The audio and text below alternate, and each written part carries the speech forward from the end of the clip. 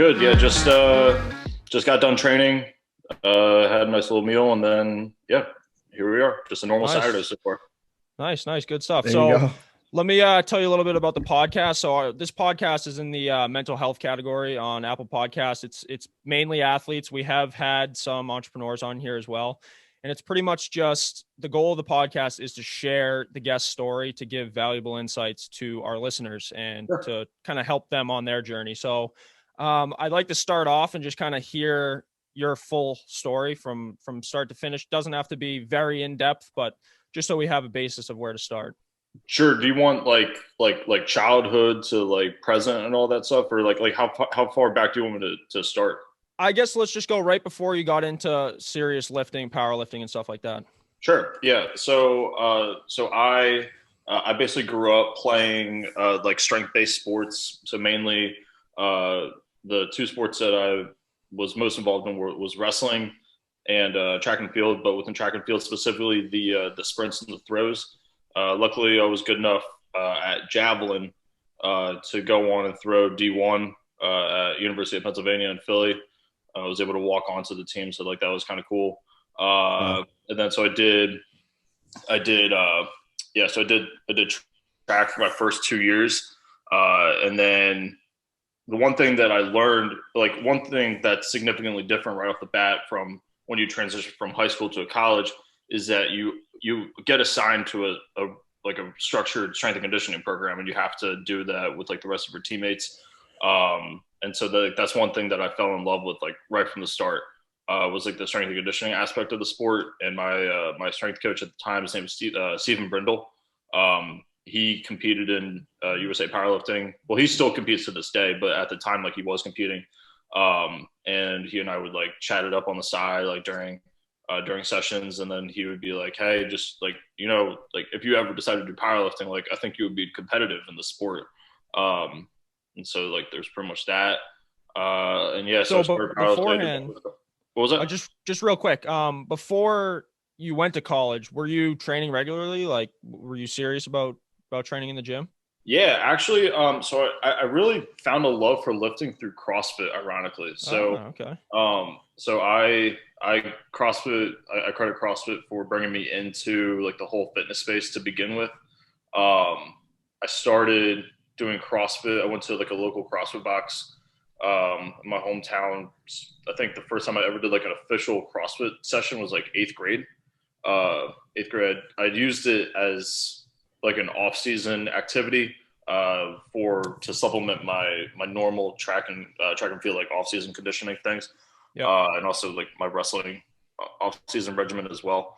And yeah, so that's pretty much like how I got started into lifting. I just like got introduced to primarily compound movements first, which I think was like a big benefit instead of just doing like a typical bro split at the gym, like going hitting legs, going hitting some Yeah. curls, going hitting some triceps Yeah. and all that stuff. Yeah, so I'm kind of glad I got introduced to like the quote unquote like serious stuff first before.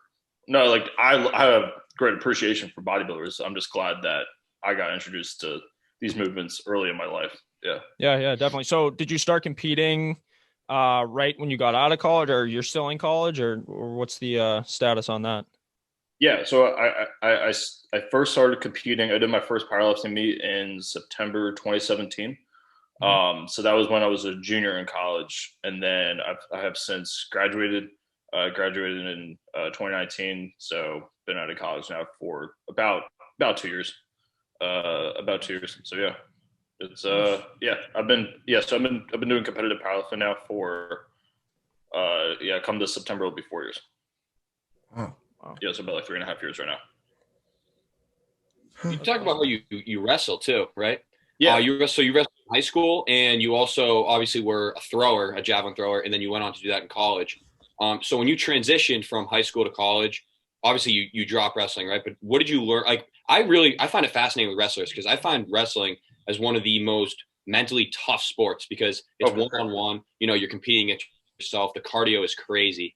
And so, what did you learn from wrestling mentally and physically that helped parlay you into college and your work as a javelin thrower in college? yeah. That's a great question. So, definitely like one of the things that you mentioned that I totally agree with is the discipline aspect of the sport, the ability to manage your weight in like an off season period. So like obviously powerlifting is a weight class based sport. So being able to manage your weight consistently and being able to cut weight, because I usually have to end up cutting like 4 to 5 pounds like prior to a competition. So just like the week of the meet, just do like water manipulation. And so like that takes like, for somebody who hasn't experienced that before, I can definitely see it messing with them from like a mental state. Also just the fact that wrestling is also, it's technically both a team and an individual sport, but it's primarily an individual sport. I would say just like being able to know that every single thing, like the outcome of my match only relies on me. And that's the same thing with powerlifting. Like nobody else is lifting the bar. This is me. So like that's the same thing. And I feel like I've pretty much almost exclusively done individual sports throughout my life. I don't really know like why that is. I think it's just like the sport itself, just like a sheer coincidence that the sport that I was interested in, whether it be wrestling, throwing, powerlifting, they're all just individual sports. I think that's just like a coincidence, but having done individual sports primarily definitely has helped a lot. For sure. So go ahead, Dylan. Yeah, just when you got in, so obviously it was a coach, I think you said, in college that said, hey, come try powerlifting out. Did you have any prior interest in powerlifting, or how did that kind of start? And did you just kind of pick it up on the fly and say, hey, like, I really enjoy this, and obviously you had the build for it and everything like that? Yeah. So I really, like, if you asked me like 5 years ago, would I ever be doing competitive powerlifting? I would probably say no. No. I think like a lot of people, well, first, like my opinion, powerlifting really hasn't taken off. It really started to take off like 2016, 2017, like somewhere like in that time frame. And before that, like it was a relatively fringe sport. It still is a fringe sport to some degree, but it really didn't experience like the exponential spike until 2016, 2017, in my opinion. Yeah, but I think like most people, when they get involved with powerlifting, it's usually just they have a buddy that is strong, or at least like is somehow, some way, through like some second degree connection with somebody who's involved with the sport. It's usually like word of mouth, or maybe like you might see somebody like on Instagram, social media. I feel like that's completely, like that could be like a whole podcast. Like social media has definitely heavily grown powerlifting, in my opinion, for better or for worse. Definitely. Like for better or for worse. But yeah. Well, when somebody sees you pulling 700, 800 pounds, they're pretty interested, right? Yeah. Yeah. So I just want to go back a little bit before powerlifting, and what were your goals like at that time? Like, were you planning on continuing being an athlete after college, and kind of where was your mind at before you entered the powerlifting world? Yeah, I mean, like for me, like sports has always been like an integral part of my life. I've always like gravitated, like that's been like my go-to, like ever since I was a child. It's been like the thing that I enjoyed the most in life in general. Just sports athletics is something I have the biggest passion for. Not that I don't have passions for other things, but like I have passions for like sports the most. But yeah, like when I first started powerlifting, really my primary goal was like just to get to the next like landmark lift. So like at that point was like I had not benched 400 pounds yet. Like that was like a really big goal of mine. It's like, all right, like let's go hit this 400-pound bench, just preferably in a competition so it's official. Let's go like squat like 600 pounds. Let's do like all this. Like I was really short-sighted at that point, to be honest. Like I knew that relative to other people who were just getting into sport, that I was above. Like for a first meet, I forget like where I was at the time, but back when I was competing in the 83 kilo class, I'm pretty sure I had like a top 10 ranking, like right off the bat. And that was kind of like unheard of, I think. So I didn't really like contextualize that. I might be mistaken. It was definitely at least top 10 in like my age division. I don't know about the open division though, but Gotcha. yeah, Wow. yeah. So I was pretty excited about that, and then kind of just took it like meet by meet, and then here we are. Yeah. And so now what going forward, kind of what's next and what are your biggest goals for the next year or two, 5 years down the road? And if you've thought of that or not. Yeah. So like for at least this year, my goal is to total well not like so concerned with like the total at this point. More so concerned with so USAPL Nationals is coming up in June. I think it's mid-June, June 18th, I think is the date I compete. So I'm just really like focused on preparing for that. Right now it's like me and one other guy that we're about to like, we'll throw down, whoever wins. But I definitely see myself either winning or taking second place at this point. So in the open division, so like compared to last year would be the last national competition that happened in 2019, 2020 got canceled because of COVID. But 2019, I placed 9th in the open. So if I can improve my placing by 7 markers compared to everybody else who's still like trying to compete and raise their total and everything, like I'd be thrilled with that. Yeah, for sure. That's awesome. So yeah, I want to talk a little. Answer your question about. Yeah, I was gonna. I'll just answer your question about like the 5-year mark at that point. Definitely want to have a world title by then, like an open world title with an IPF. Definitely want to have an open world title by then. I don't really like beyond winning a world title. I mean, I guess I can just like assign a specific number to my total, but at that point, like powerlifting grows so fast. Like people, like the numbers that people are doing this year are almost like inconceivable just 2 years ago. So like it's pretty crazy. So I don't really know like where I'll be in 5 years, to be honest. I guess focus just sheer numbers, but yeah, I don't really know if I can predict that at this point. Yeah. And then so you're also dabbling in the coaching business for powerlifting. So talk to us a little bit about that and how you got into that. Is that just because you know so much about it now that you want to share it with other people, or are you thinking this is more of an income stream that you want in the future? Yeah. So like it's like a little bit of both. So it's primarily just like an opportunity to give back to the sport because I've been blessed with several like great mentors, like my coach, Sam's Brad Couliard. He's been like an integral mentor in my life, not only like from powerlifting, but just like as a friend, as a human being. Like he's been an integral part of my life. And also like, I just see that the sport has the ability to just really enhance people's quality of life in general. Like it's not that like expensive. You can pretty much do it like wherever you have access to like a barbell, a squat rack, and a bench. Like that's pretty much like all you need. And then like a bunch of plates. That's aside from that, like if you have that, you're pretty much covered. You don't need a crazy amount of equipment like right off the bat. And yeah, I would say like, yeah, it's also a great opportunity to just earn some side income, but the income really isn't like the primary reason to be honest. It doesn't hurt, but it's not the primary reason. Yeah, definitely. I always find it fascinating too when coaches practice what they preach. And I feel like a lot of coaches have a lot of different philosophies. And I was actually, there's one book about John Kavanagh, who's Conor McGregor's coach. Yep. And he loved coaching in mixed martial arts. I'm assuming, as a wrestling guy, I'm assuming you probably know a little bit about and so he loved coaching his whole life and he wanted to be a coach, but he also knew how important it was to practice what you preach.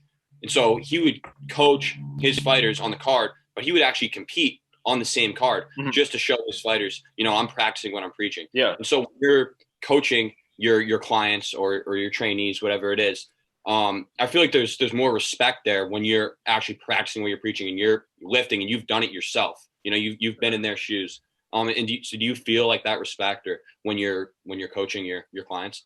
Yeah, for sure. Like whenever whatever I'm thinking about, like going through a workout myself, if I'm giving a specific cue to somebody, say we're working on a squat, for example, and I give a specific cue to somebody for a particular reason, like I myself, if I'm not executing that cue correctly, in my opinion, I shouldn't really be, I don't have the right to give that cue to some degree. Like I should always be able to like set the example as a coach. And so whenever you see, like whenever an athlete of mine, like I only work with 5 athletes at this time, like just kind of started like the coaching business.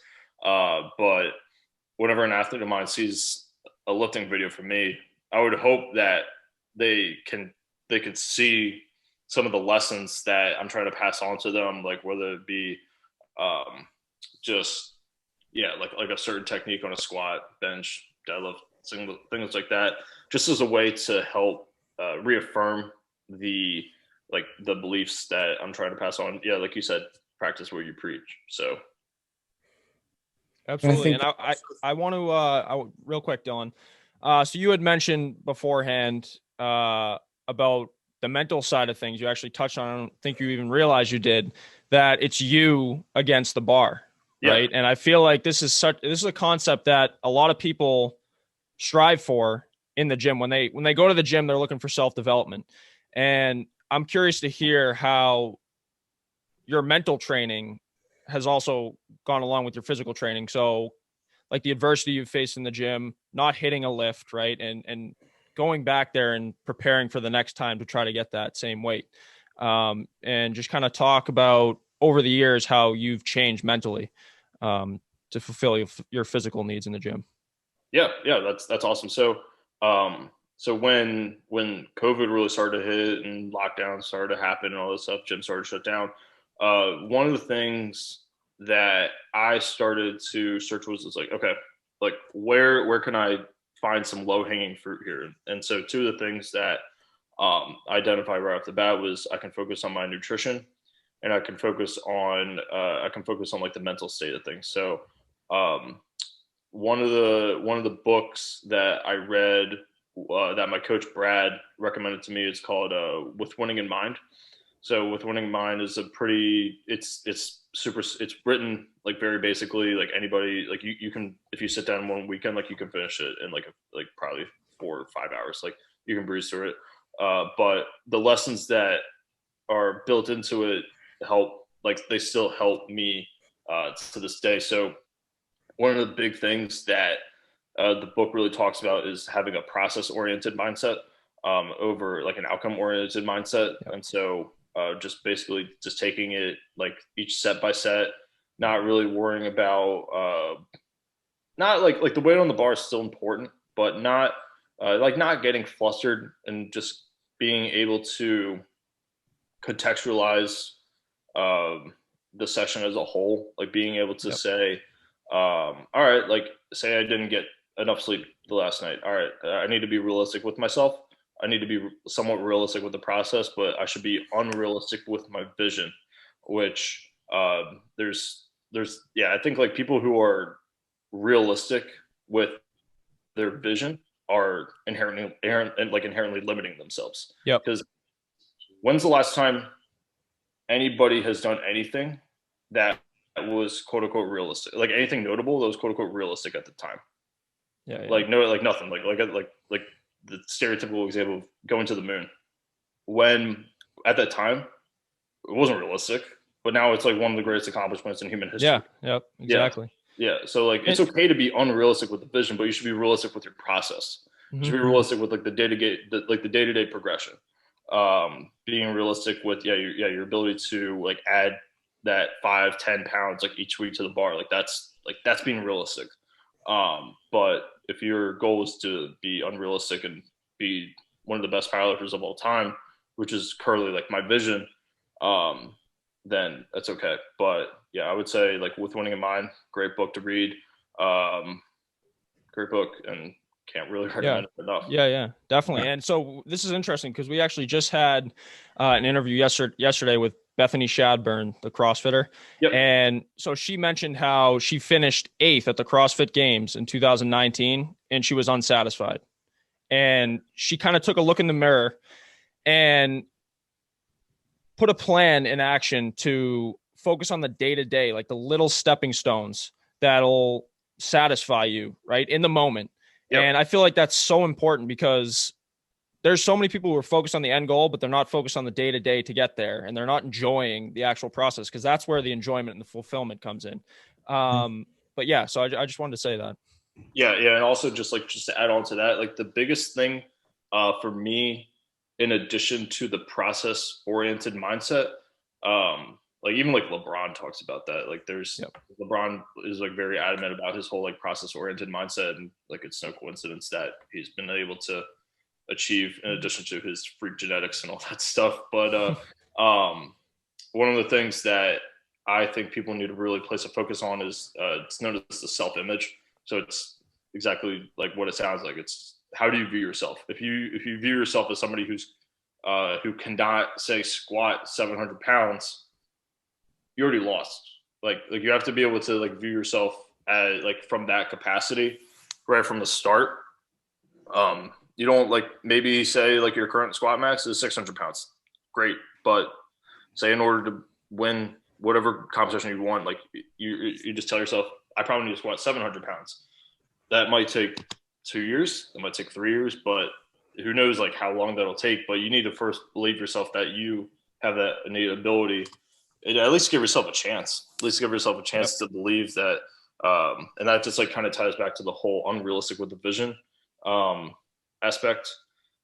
So yeah, and also just being able to like reprogram like the whole like subconscious mind ordeal where just having constant visual cues, because like visual stimuli are arguably like the most powerful from like a subconscious standpoint.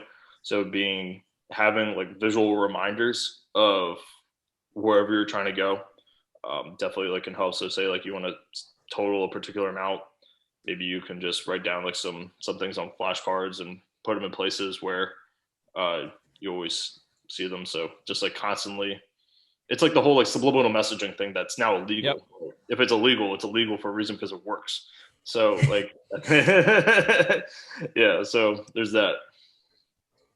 For sure. And I was just gonna say, Dylan, real quick, Connor, adding on to what you said about being unrealistic with your vision. And if you are realistic with your vision, that limits yourself. Actually, I saw this quote on Instagram the other day from Elon Musk. And you're talking about going to the moon too. And obviously Elon Musk is one of the most innovative people in the world with SpaceX and Tesla. Yeah, what he's doing with renewable energy and like that. Yeah. Yeah. And I saw this quote from him, and it was, take something that you realistically think is going to take 10 years and try and do it in 6 months. And even if you don't get it done in 6 months, you'll still be a lot further than if you just try to complete it in 10 years. That's all. Yeah, having that innovative mindset and always pushing yourself to try and get to where you want to be and being unrealistic with your vision, that's going to, even if you set the bar here and you reach here, you know, if your realistic vision is here, you're still higher than you were. So I think that's, And I just want to say, like, I think that goes hand in hand with falling in love with the process. Like, if you don't love what you do, you can't be happy with your end result then. Like if you're only satisfied with the end goal, and okay, in this case, let's say you meet your total, win the meet. Like if that's all you're happy about, then what are you doing it for? You know, like you have to fall in love with the process and enjoy the training, the nutrition, the discipline. And when you truly fall in love with that, like I think that's when you make your most exponential gains. Like that's when you better yourself. Yeah. That's a great point where, like say like I reached my goal total.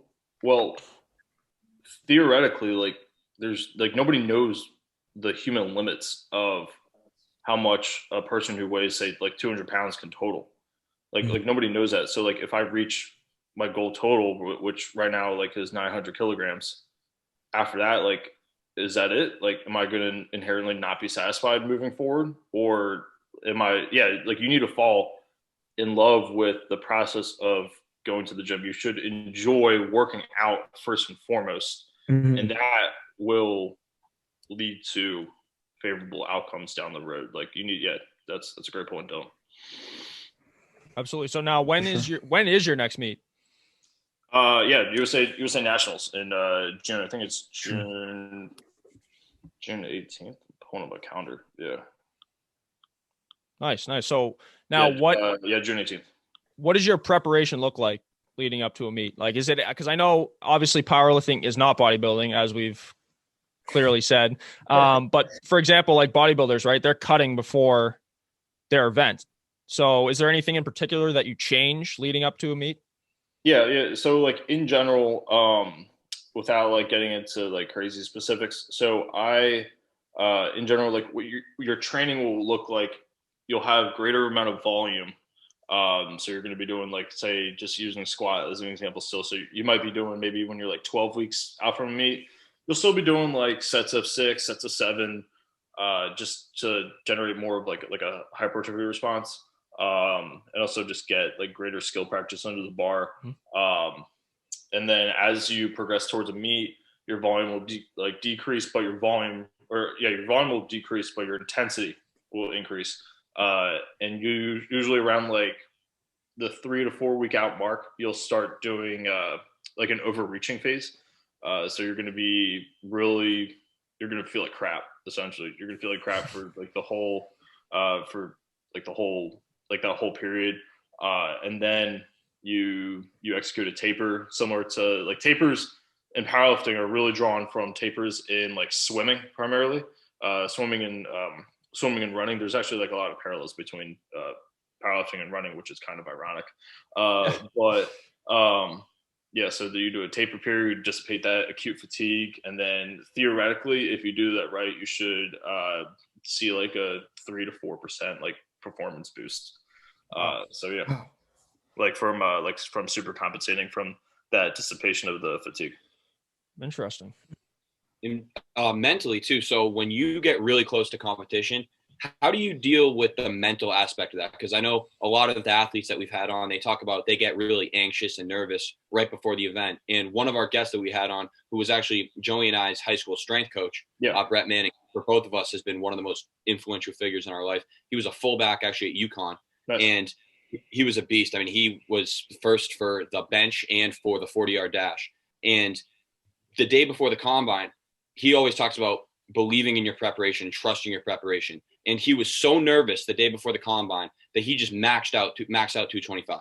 30 times or something like that. Yeah, and it was just because it was a stupid thing to do, and it probably limited me, in the combine. So when you're leading up right before your event, 2-3 days before your event, how are you dealing with that mentally and physically? How's your preparation right before the event going in?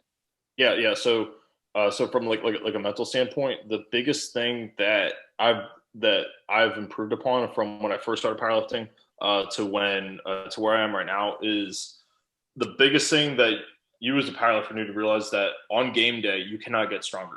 You've already done the work. Like you cannot get stronger. You're not going to take like some magic pill that is going to be able to like get you like crazy stronger. You've already done the work. You need to rely upon your training.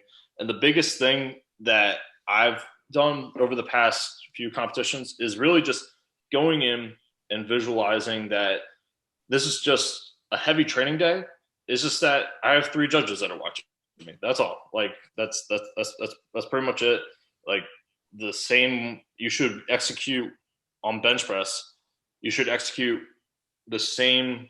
It should be the same technique with 135 pounds compared to about 500 pounds. Like it should be like the same technique. It's the same execution. It's just that like the weight on the bar is arbitrary. The weight on the bar is arbitrary. You just need to like put that trust in your coach that you and your coach have done the correct things. You can't go back and change it. So like there's that. As far as like the physical preparation goes, making sure, especially like in those last like 4 weeks leading up to the meet, making sure that you're minimizing your external stressors as much as possible. Obviously something like for me, for work can get like kind of stressful at random points like throughout the year. Like especially as deadlines start to loom, and people have to start doing like fire drills, and it's kind of crazy at like some points, but try to minimize external stress as much as possible. Really making sure that I'm tracking everything that I put in my body. When I'm like pretty far out from me, maybe like 16 plus weeks, I'm a little bit more lenient with that type of stuff, making sure nutrition's on point, making sure I'm getting enough sleep. Sleep is probably like one of the biggest things that. How much do you sleep? If I'm like really, really consistent with about it, I would say like 8.5 to 9 hours a night. Okay.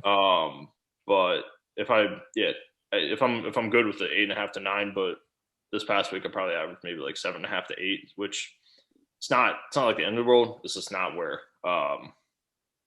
it's not optimal. I find that for me, like 8.5 to 9 is what I needed to really consistently recover. Interesting. And you obviously, no, Joe, you can go. Yeah, I just want to talk about, while we're here in the preparation category of things, obviously injuries loom at different periods in your career. We always talk to our guests about how they faced that adversity and came back a stronger person. I know injuries are tough for all athletes, right? Especially mentally. It's hard to kind of pull back on the training aspect of things. So how have you dealt with injuries, and if you've even had any, if you're a lucky athlete, right? But most people do. So I'm interested to hear that. Yeah. So probably the worst injury I've had so far in my career is so right prior to 2019 Nationals, which took place in October 2019. This is maybe like late September.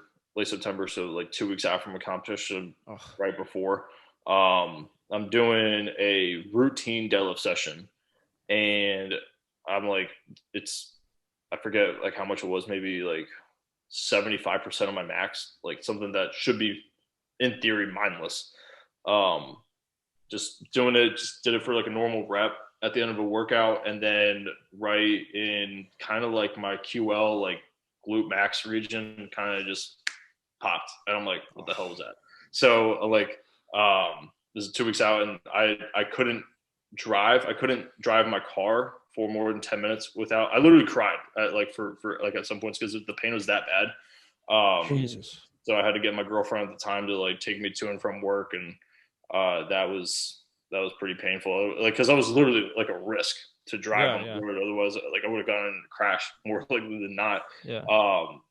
So there's that. So I basically hopped on the phone. I was on the phone pretty much every single day with my coach, just going over like rehab based drills, and luckily I was able to recover. But at that point, probably like within 48 hours after 48 hours after that like pop, I still don't really like, I never got like formally diagnosed. It was all like purely self-diagnosed things. Mm-hmm.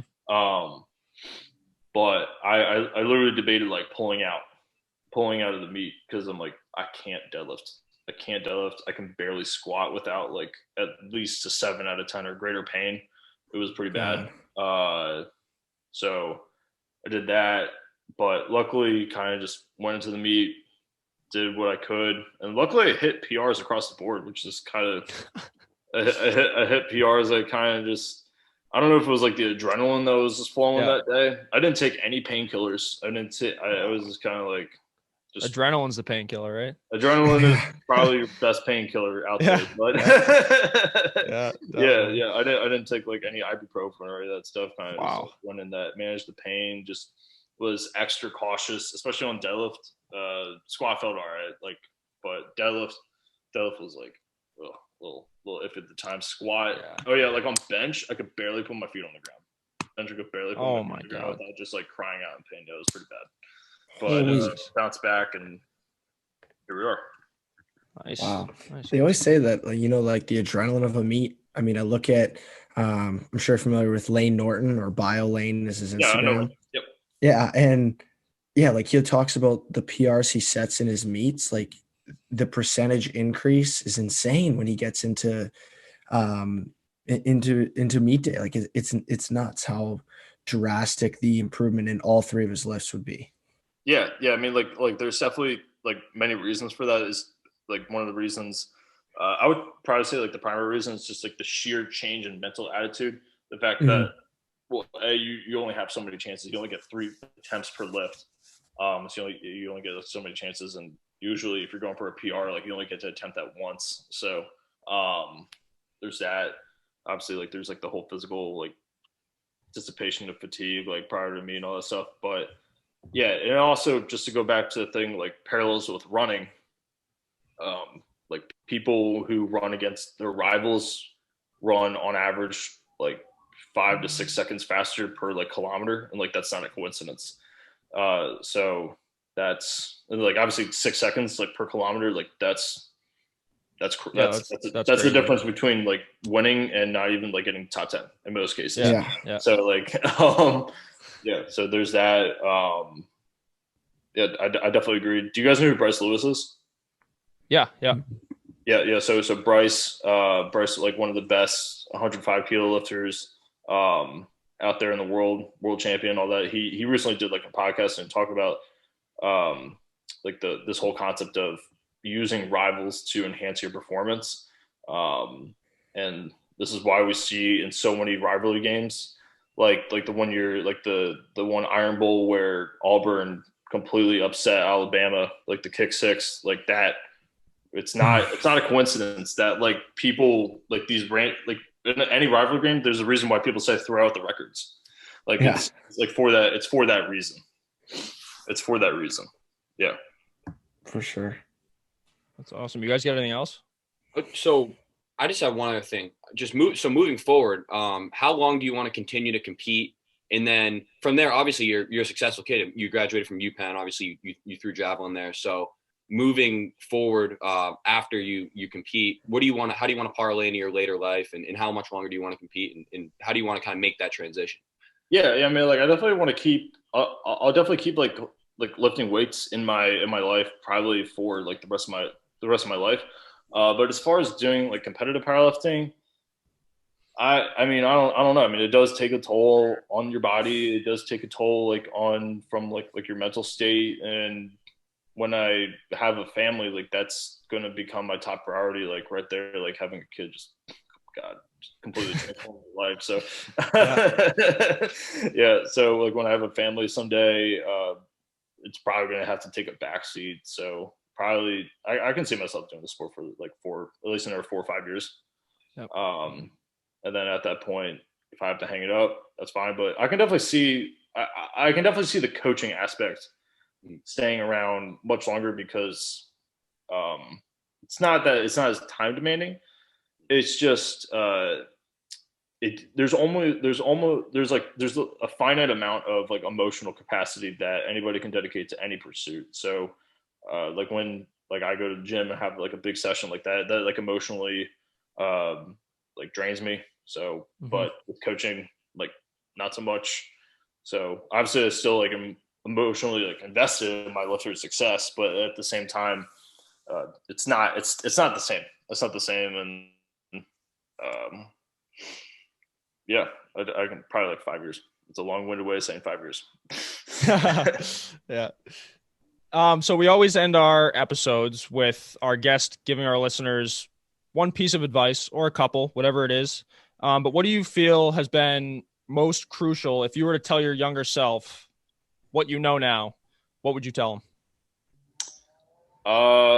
Yeah, I mean, I think like the biggest thing that I said it earlier in the podcast is being unrealistic with the vision, just realistic with the process. That's that's probably like the biggest. If I had to give one piece of advice to somebody, especially my younger self, that would be the thing. Because growing up, at least I was always kind of taught that I need to be realistic with my goals. Like you need to be realistic. You need to set realistic deadlines. You need to set realistic like metrics for your goals, all that stuff. And while I understand where people like my teachers, mentors were coming from, because they don't want to like set you up for failure in a way. Yeah, I don't really agree with that. In hindsight, I think that it's okay to be realistic with the process, but you just should be unrealistic with the vision. That's all. Absolutely. Oh, that's awesome. Yeah, this has been great, man. So we have the Bethany episode that released this week, so you'll be next week. Okay. But yeah, this has been great. Super informative and very great learning experience for us and hopefully for our listeners as well. So we wish you the best of luck going forward. Maybe we'll have you on down the road, maybe after a meet or something like that. We'd love to hear how they go. So yeah, this summer after nationals. Yeah, that'd be great. Yeah. I mean, like I'll definitely keep in touch with you guys, and definitely. I'd be glad to come back on if that's the thing that you guys want. Yeah, sounds good, right man. On. Well, good luck with everything. Awesome. Yep, best of luck, Connor. Appreciate it. Yeah, thanks, man. Right. See ya.